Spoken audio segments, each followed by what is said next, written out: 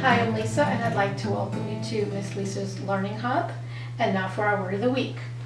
Our word this week is unhinged. Unhinged means mentally unstable, wildly irrational, or acting out of control, often in an unpredictable or emotional way. All right, some synonyms or things that would mean the same as unhinged would be deranged, unstable, or irrational. Some antonyms or opposites of unhinged would be calm, rational, and composed. All right, let's look at a sample sentence. After losing the game, he went completely unhinged, shouting at his teammates and throwing his helmet. All right, so unhinged is when you obviously have a very negative reaction to something and you act out of control, both physically, verbally, emotionally to a situation.